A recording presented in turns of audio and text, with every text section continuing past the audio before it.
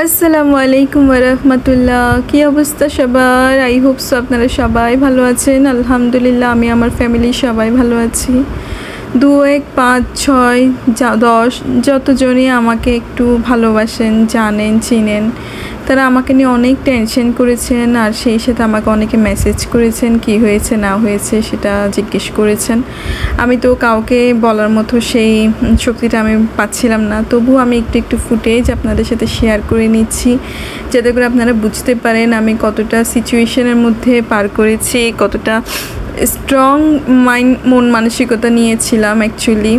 Actually যা হয়েছিল সেটা হচ্ছে যে আমার টিউব ফেটে গিয়েছিল, যে কারণে আমার অনেক অনেক অনেক ব্লিডিং হয়ে যায় পেটের ভিতরে। এক পর্যায়ে এসে আমি সেন্সলেস হয়ে যাই। আমাকে অনেক অনেক অনেক ডাক্তার হেল্প করেছেন আলহামদুলিল্লাহ। তো এরপর আমার একটা অপারেশন হয়। অপারেশনের মাধ্যমে আমার যে প্রবলেমগুলো ছিল সবগুলো সলভ করা হয়, আমার পেটের রক্তগুলো সব বের করে ফেলা হয়, আর সেই সাথে আমার চিকিৎসাটাও চালু হয়ে যায়।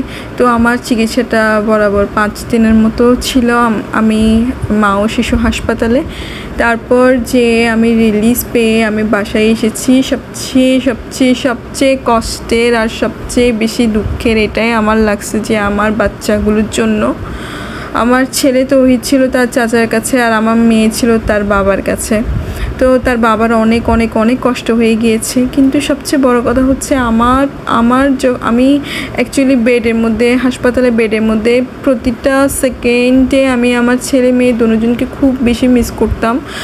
আর এই হাসপাতালের বেড আমার তো মনে হচ্ছিল আমি একজন কয়েদি হয়ে গিয়েছি, আমি জেলখানার মধ্যে আছি। না দিন না রাত কিছুই বোঝা যাচ্ছিল না, এখানে দিন কখন রাত কখন এই এক অবস্থা। কিন্তু সব মিলে আলহামদুলিল্লাহ একদম অ্যাট এ টাইম আমার চিকিৎসাটা হয়। যদি অ্যাট এ টাইম চিকিৎসাটা না হতো তাহলে আরও অনেক বড় ধরনের কিছু হয়ে যেতে পারতো।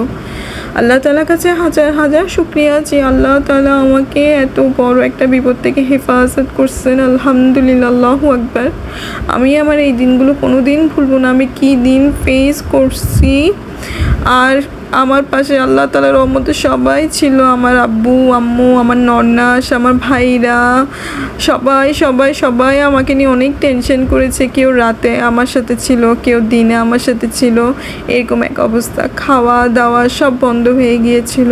আর আমি আর কি করব, আমি আপনাদের সাথে আমার এই মুহূর্তগুলোকে শেয়ার করার জন্য কিছু কিছু ফুটেজ আমি নিয়ে রেখেছি যে কী ধরনের দিন কাটাইছি আমি। আমার তো খাবার দাবার সব বন্ধ করে দেওয়া হয়েছিল অপারেশনের সময়। এরপর আমি আমাকে এই যে লেবুর রং চা এগুলো খেতে দেওয়া হয়েছিল, লেক্সাস বিস্কিট এগুলো খাওয়া হয়েছিল।